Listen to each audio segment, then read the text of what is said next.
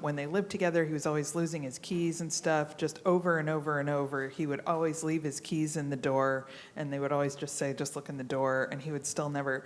But then the stuff about training for football, like when they were in high school, or was it? That was my favorite interview. It was incredible. Chris Dozois. I tracked him down. I was, his Facebook page was still active, so I was reaching out to everybody, all his Facebook friends. And the interesting thing about Chris Dozois, who had known him in college, is that he didn't know any of this had happened in Dallas.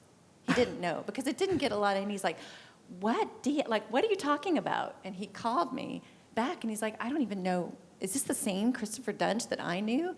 And he Googled it, but he was terrific on two accounts. One is he Googled up and he found it, but then he agreed to talk.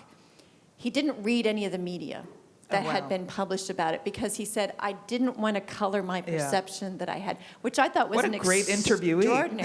Well, and so he's like, I don't want to read anything until after I talk to you because I want the Chris I knew in my head because that's what you want to know about. And also, he was an incredible natural storyteller. And a lot of the tape that he goes through, like the football practice, is very lightly edited because he was just such a great storyteller. So he was a dream. He was just a dream interview. And he told me even to this day, he'll get texts from people like, you knew Dr. Dutt, Well, the thing that's so illuminating about that part is that he talks about how when they were on the football team together, Dunch would do these drills over and over, and he just wasn't a very gifted athlete, and he would try them and try them and try them, and he had kind of a tough dad who would encourage him to never give up, which, as Americans, we're taught these things constantly. It's there's this idea that if you put your mind to it, you can do anything, And he just does it over and over, and he's always terrible. And he obsessively will just sort of stay late, not give up, keep working, and keep being bad. And he would do that with wrestling, too. He would try to wrestle people. He was a terrible wrestler. And it was all this energy went to kind of a fruitless end, and it started to seem sort of crazy. And then when he's doing surgery and he doesn't know what he's doing, and I still don't entirely understand. He doesn't give up, and he's got someone, on the table, and he doesn't admit he needs help, he doesn't admit he can't do it, and he doesn't give up, and he ruins people's lives. And the people around him let him. Right. And I just got this chilling, I'd never heard a narrative in an American story like this where it was this person believed in himself and didn't give up, and that's the problem. But it's a huge problem. If you're a delusional, power-mad, narcissist. If you're a neurosurgeon, maybe you should give up. Yeah. But or then the other bit. Politician. But there was the tape from the guy, the first doctor, is it in episode 1? Who's the doctor who's called in to salvage? Yes, Henderson. He's one of the heroes, right? So he looked at the plan and said the plan was right, but then he didn't do the plan. So then he obviously does know what to do in principle. He knew what to do, he just didn't have the technical skills. But then you've completely operated on even the wrong bit. Surely he would have known where to go. And so there must be something a little psychopathic I did about have, him. So of course after it came out, then I got contacted by tons of people, and even those who wouldn't talk before. Well, I saw him operate once, and somebody said, who had seen one of his operations, said that he thought, watching him operate, that he had no depth perception. Which is, again, what you want in a neurosurgeon. And it's oh, that's where the artery is. Golly, I thought it was over here. He didn't know basic, he maybe knew the anatomy, but then when he saw it, he couldn't keep a scalpel away from things but there's more to it than that. I mean, he was truly awful. And then you go back to, the biggest unanswered question in the podcast is, how did he get out of residency? How did he get out of residency? And I found out at the University of Tennessee, residency records and anyone connected with them are behind an impenetrable legal fortress. These people were threatening me with libel even before the thing came out. If you include us in your story, we will sue you for libel. I'm like, your involvement in this story is a simple fact. You do not have the choice of whether to be in it. You have the choice of whether to tell your story. But you can't just say you don't want to be in it because you're associated with this thing. But how did he get out of residency? There's really only two possibilities. One is they knew how bad he was, and they let him go anyway, or they didn't know how bad he was, and they let him go, which means they don't know the skill level of their graduates. And yeah, which one of those is more comforting? Either of you have thoughts about creating a character who isn't there? Sure. So we did not and still have not talked to Curtis Flowers, the man who's been tried so many times in this case. And the reason for that is because the Department of Corrections at Mississippi wouldn't let us talk to him. And now that the case has been moved back, his lawyers are reluctant, again, understandably, because the case could be going to a new trial. So we still haven't talked to him. And I remember actually right at the beginning of the project, we were kind of running through things with our editors and, what does this story look like if this happens or this happens? And one of the big questions our editors had was, what does the story look like if you can't talk to Curtis Flowers? And at the time, at the beginning of the project, we all agreed like that would be devastating, but the story is still worth doing, but it would be a really bad thing. But then as we kind of got through the reporting project and kept working on it, and then in retrospect, I wouldn't say it's good that we haven't talked to Curtis Flowers, because if and when we have the opportunity to, obviously we will, and we'll be thrilled to.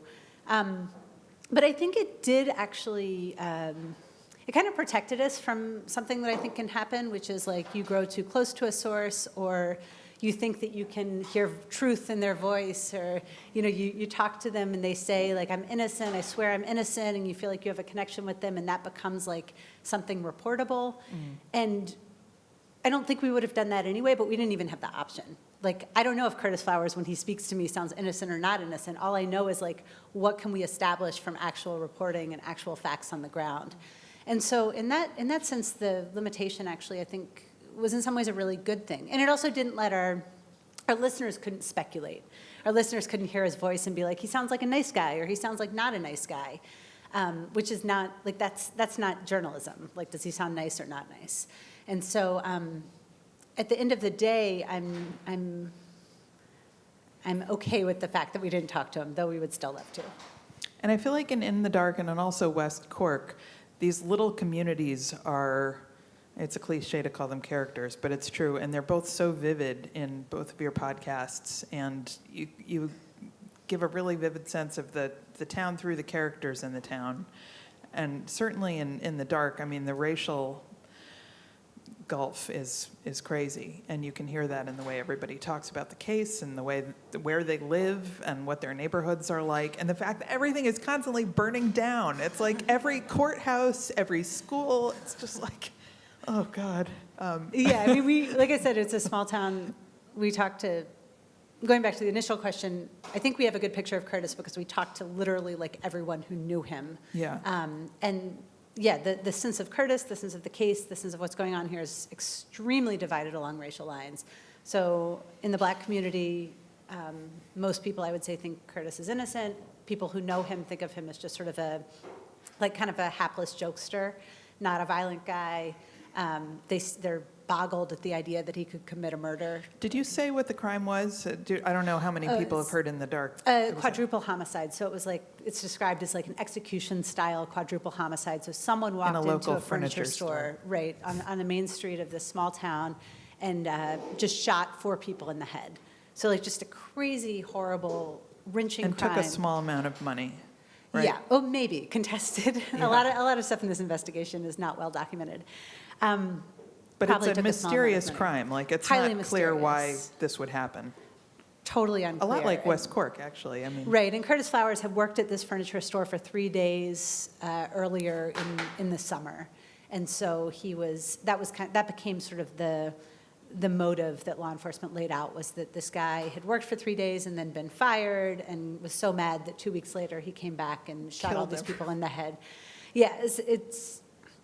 Yeah, a weak motive, I would say, especially since it turns out he actually wasn't fired. He just kind of stopped showing up for work. But yes, it is a case that is extremely divided by race in terms of how people see it. It's Mississippi. It's a state and an area with a real tragic history that still feels very live in a lot of ways. being there. It's a town that's very geographically divided by race.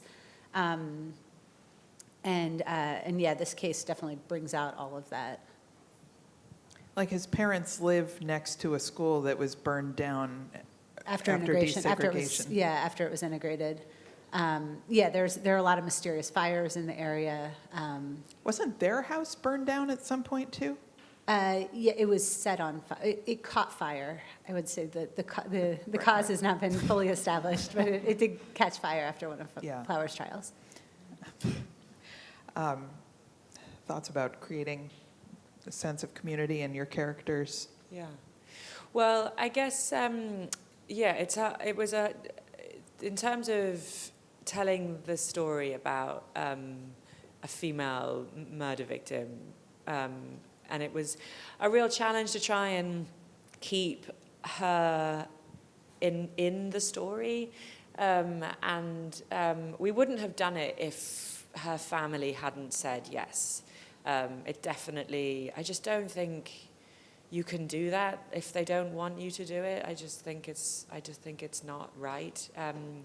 And they have a motive for being involved. They want their story out there. They haven't had justice. They haven't had a day in court. Well, they have now, but they hadn't then. So they had they thought they're very considered people. They really thought about it and took their time, and they don't do a lot of press, but they wanted to do this because they thought it was important to keep the story in the public eye. So, but then how to keep Sophie in the story, and like a 13-part series where the suspect is a real larger-than-life character, and understanding who he is as a person is absolutely fundamental to how the case played out. So him and the way he's chosen to respond to the suspicion over the years and to all of the things that have happened to him, and the way he's tried to guide the narrative doesn't tell you whether or not he did it, but it is really key to understanding how it all played out the way it played out.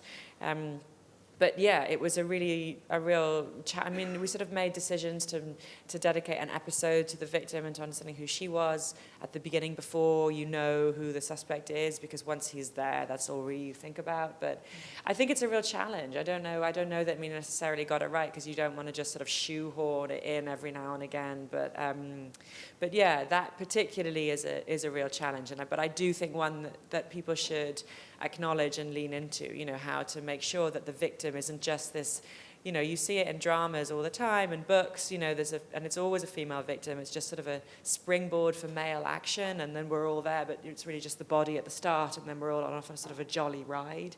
But I think it's really important to do it, but it's a real challenge, yeah. And that's something I think as a medical reporter I struggle with even before this, because I had not done crime, is like, how do you, in any medical story, you have patients, you have victims, but you have patients. And so how do you struggle to tell their stories in a respectful way, just enough without being exploitive of their pain? Because these are real people. They really suffered. They're not just, props in your narrative. And so that's something I've done even for years in medical reporting, is how do you strike that balance between enough detail to convey what you need to convey without crossing that line into really sensationalism and exploitation of what's happened to them. And that's not just in crime stories. I mean, that's a huge component of medical reporting too, I think, in telling the story.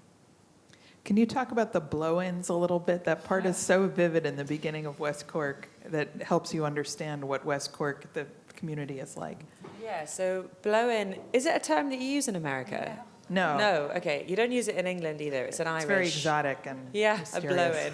It's so a blow-in is somebody who is an outsider. So, but you can have come to the town 40 years ago and you're still considered a blow-in, even if you just lived, a few miles up the road. Like people who come down from Cork City to West Cork are blow-ins. So I actually don't know who is not a blow-in.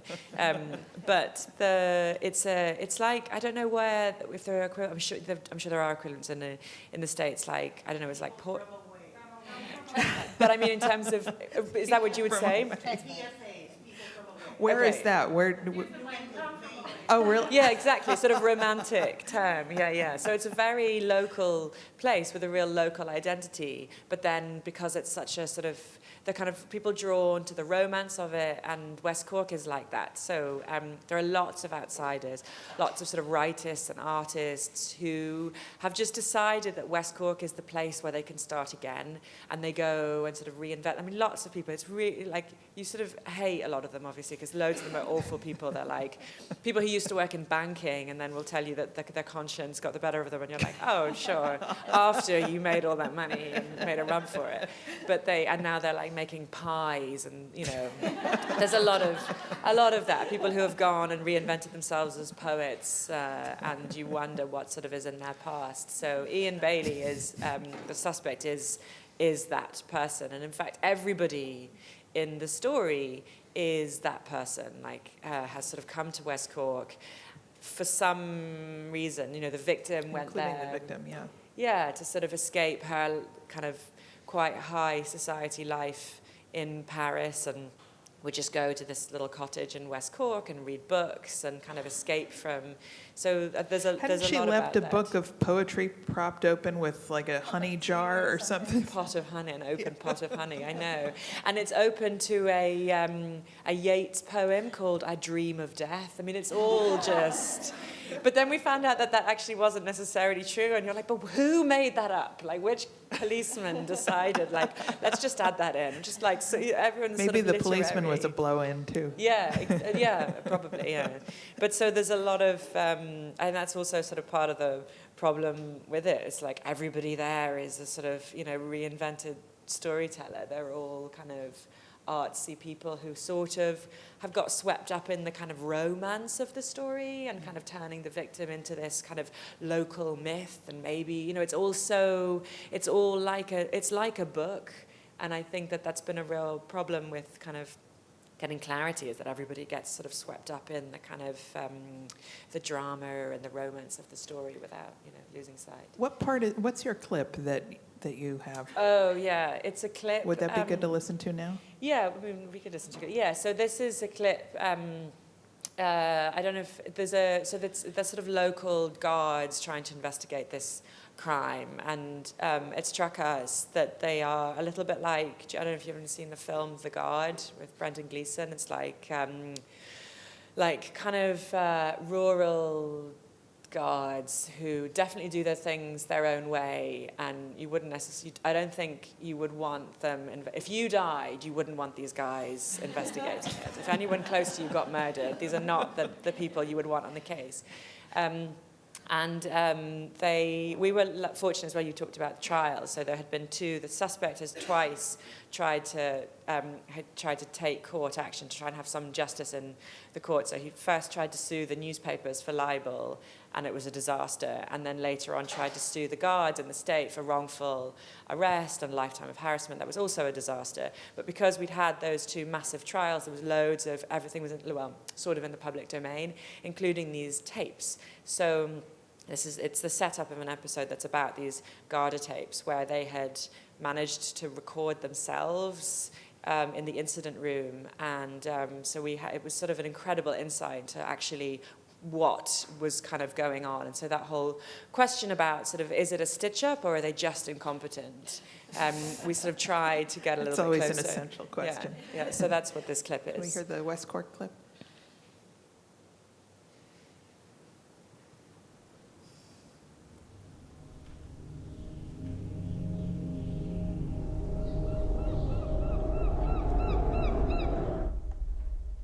Soon after Ian and Jules were released from custody, back in spring of '97, the guards put up a wiretap, by mistake, on themselves.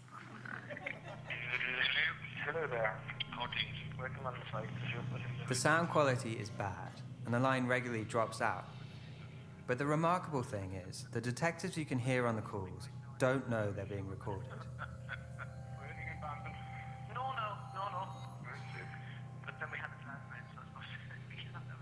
About the weather. There was a 3-year national investigation into how and why these recordings were made. And here's what we know. A directive had gone out from top Garda brass to start recording phone lines at Garda stations across the country. Seemingly, the idea was to record the reception line, the line the public called into.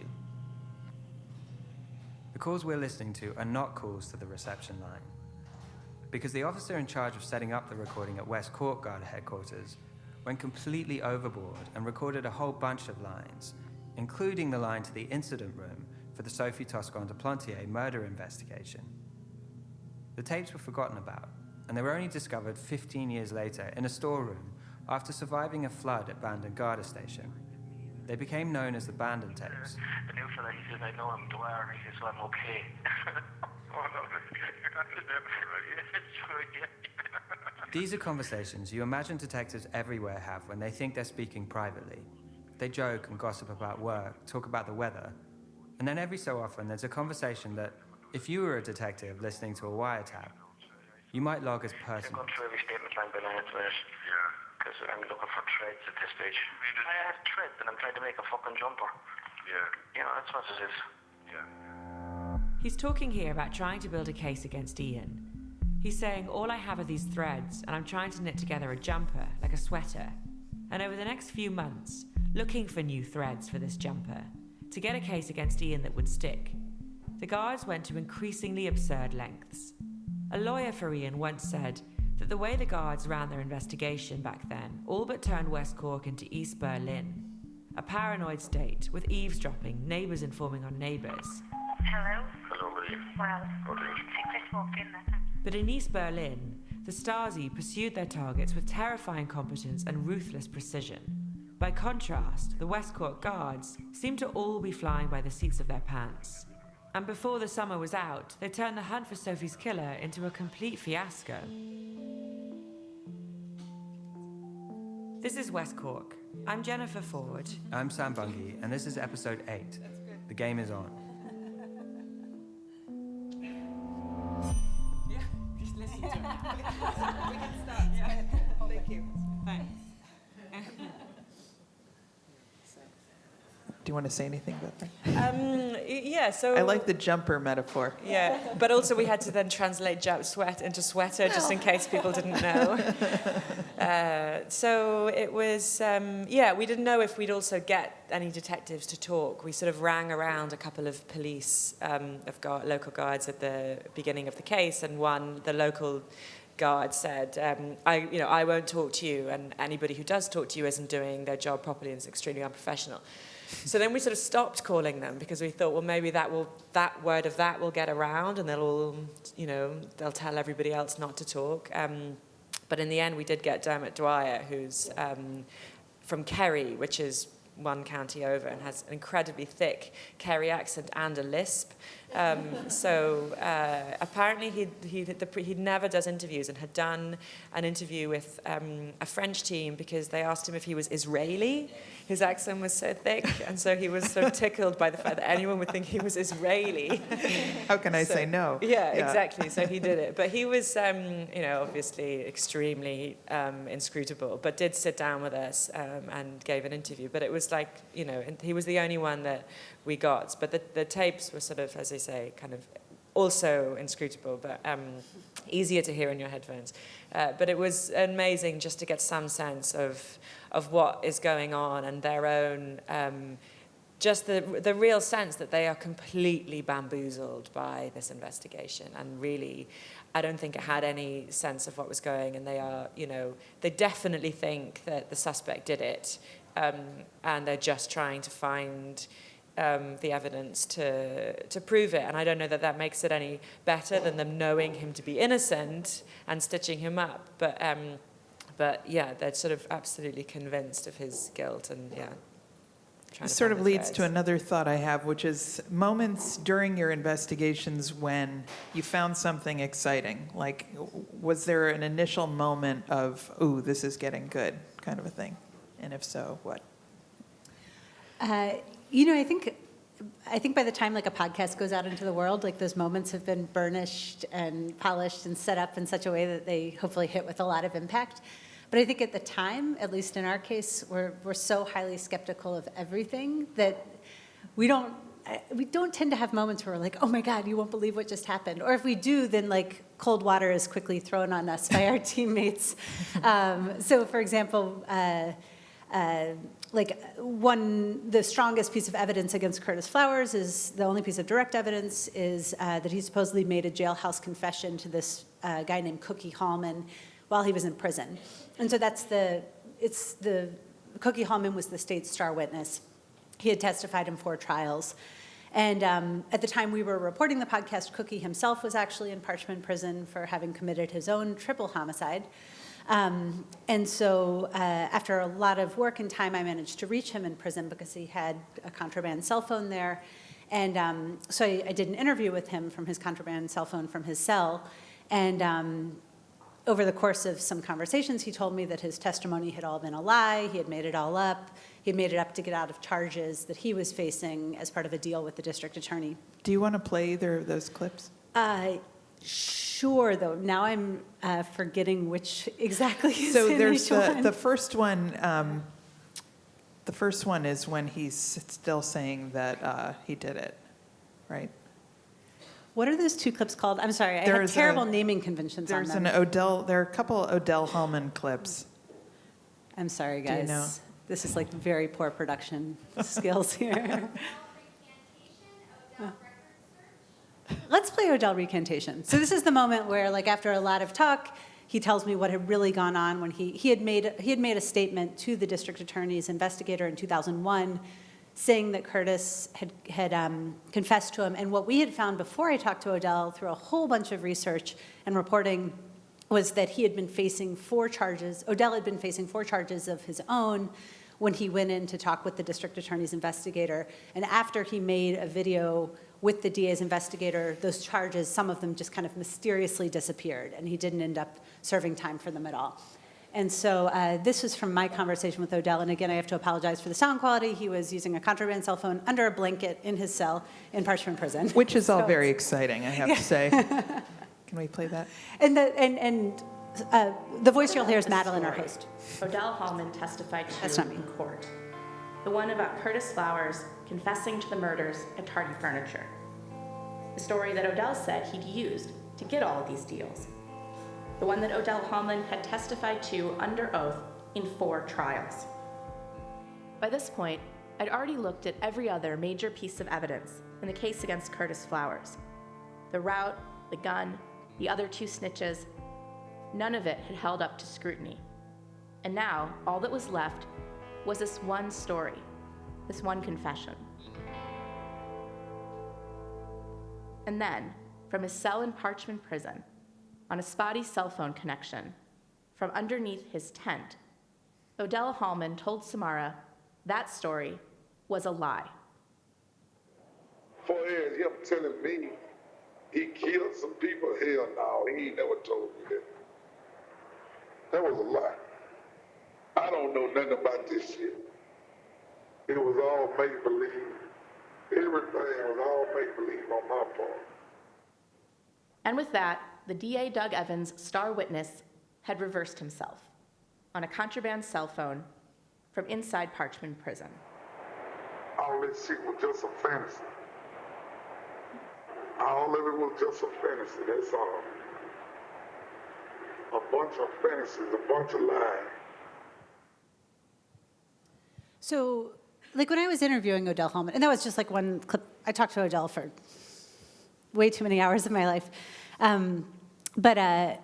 You know, I was like pretty excited that he was telling me this stuff. But of course, then I called Madeline, and I'm like, Madeline, this just happened. Odell just told me this. And her response wasn't like, woohoo, let's have a party. It was like, well, are you sure? Let's think about this. Why is he telling you this? Is it true? Let's like assess this. Let's weigh it. Let's think about like what his motivations could be. And so like we really went through it in great detail. And the reason we gave it so much emphasis and credit in the podcast was because it matched up with all of this other documented reporting we had done, where we literally had tracked down his full criminal record, and we saw that these charges had gone away, which he described to me. So his story that he was telling seemed a lot more plausible because it was backed up by other reporting we had done, rather than just like if the only reporting we had was just him telling us something, he's not a credible source. Right. And so, like, this moment where I think a lot of our listeners are like, holy shit, sorry. You know, for us, that was not the spirit in which we received that confession, Right. I would say. Well, as listeners, we received it with great excitement. We've got to wrap up. We have time for a couple questions, I think, if anybody has any. Go ahead. Oh, sorry. There was a microphone there. Are you all affiliated with a journalism umbrella company, or are any of you freelancers that have broken in? I'm a freelancer. You're a freelancer. I don't know if there's a YouTube of podcasts yet, but how do freelance producers enter this market? And is there a living to be made? You take it you would pitch it to, you'll pitch your idea to, whoever, a production company or a chat, like a broadcaster, I don't know what they're called. What are they called? Like a Networks. Yeah, networks. But online, like a distributor, to a distributor. Exactly. Thank you. Wondery's a production company. I'm just a freelancer. I'm not affiliated with them. They came to me, but they do work with other journalists. Now they've done like several podcasts with different journalists who are, they're not a journalism organization, but they've worked with, the Boston Globe. They've worked with the paper in Florida, LA Times. Like they partner with print reporters to tell audio stories. Well, it's a wonderful opportunity for long-form journalism, like with the cable thing. You can have a discrete 8-part series that tells a long story. Is there a crossover between magazine journalism and podcasting? Yes, like I think lots of stories. It just seems like they have lots of lives, lots of things that started out as an article, as that's told in like a magazine, becomes a podcast, becomes a documentary series, becomes a drama series. I think that particularly now when lots of people are looking for stories with a tale, and lots of distributors who, which I think is kind of unfair because they're the ones with the most money, are looking not to do the journalism themselves because they want the story, they just want to bank something, so they just want to know where it ends and they don't want to take the risks. I think there's sort of an unfair situation where you've got local newspapers and reporters sort of on their knees doing all of this work and taking all the risks, finding the story, getting pushing the investigation, doing the journalism. And paying for the investigation. Absolutely, Yeah. with their own blood and sweat, and when there is no money payoff. to be made, they're just doing it themselves. Yeah. And then in comes, the distributors, and they're like, great, we'll have it. And I don't know, I hope that then they're sort of with the IP and the rights that the newspaper, they're all being compensated for it. But yeah, it's a sort of a worry at the moment because I think it's like, the people, there's so much money now, but I hope that some of it will go into the actual journalism. But from conversations I've had, I fear not, but we'll see. Well, I can tell you the ones that are done with journalism organizations. I only know the ones that Wondery has done, and they do a partnership. And so if you listen to the podcast, they're both on the, it says, from the, Boston Globe and Wondery, they're both credited. So even though they're Boston Globe reporters and they're paid by the Boston Globe, the Wondery does the sound production. And there's a print component. So there's a print component. Dr. Death was like that too. I wrote a print article for ProPublica. With the stem cell one I'm doing a print article for Texas Monthly magazine just to cover everything. In magazine journalism, I've tried to only sell first North American serial rights that I could use an article as a freestanding chapter in a book. Is there a commensurate rights issue we should be aware of in podcasting? I think the movie stuff is the big one, right? Right. Or the and, TV rights, the movie. Yeah, and TV rights. I can tell you that Dr. Death is being made into like a serialized movie thing, but I have nothing to do with that, and I get no money. Are you getting paid? No. Yeah, Wondery want the IP. Some people Yeah. will give you the IP or let you have the IP. Well, and I Depends. didn't know, so I think they didn't really know that it was going to be as big as it was. So I think they're good people. I think it just wasn't in the contract because I think in the beginning they weren't thinking that. It's also been translated into 7 languages, and I get none of that either. That's the same with us in Audible. We sign, Yeah. But just the way of it, you're so excited to get it. The podcast is translated, or the print part is The translated? podcast itself is in 7. It's like Dr. Death is #1 in 7 countries right now. That's crazy. But I get none of that, you know. So, but you know, on the other hand, it's like, yeah, it's a bummer. And I had a kid who just started college, and that money would have been great. But on the other hand, it's like, yes, I want to get paid, but it's also like part of me is I'm happy the story is getting out and what it's telling, and you know, why are you doing this? Again, you're doing this to try to make a difference. So the fact that the story is having more exposure, even though I'm not getting the money from it, it's a major bummer. But I can't be also sad about that. Do we have time for one more question, or? You? Did you have your hand up? Oh, sorry.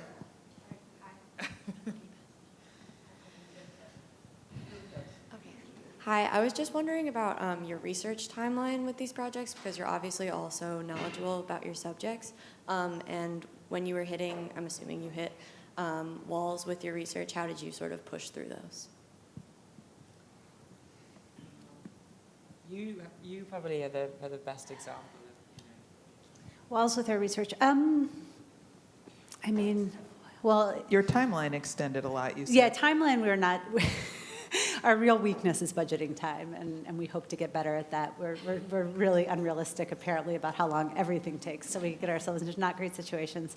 As far as walls, I mean, like a lot of this stuff, you just keep on pushing, and you just hope for the best. I mean, whether it's requesting documents or, and again, we have a team and an editor that's very committed to just doing what it takes. So for example, we wanted to do this huge jury analysis, and it ended up taking 6 months.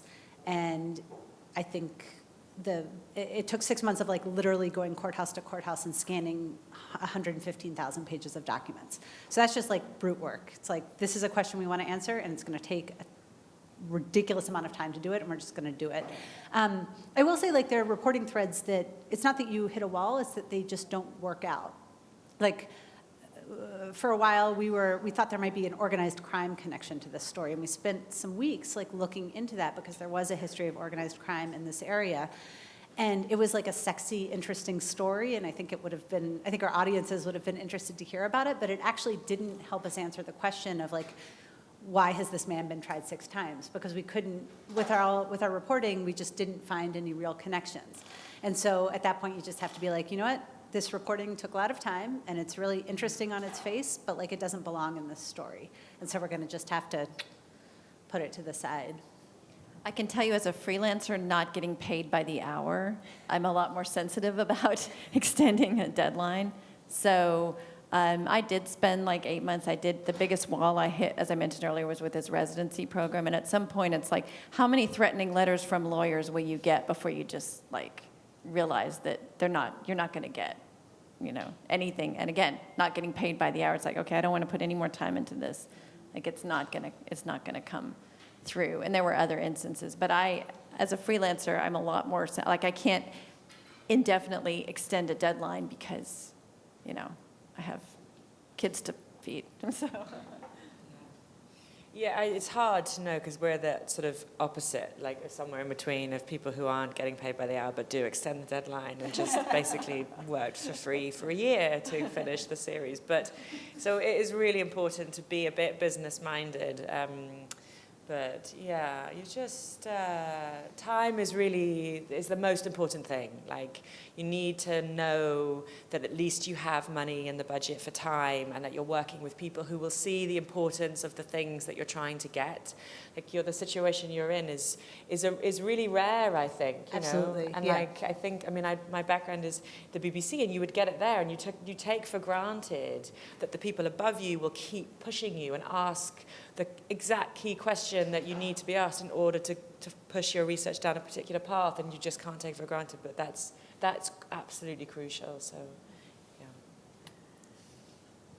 Thanks so much, you guys. Thank you. And thank you for being here.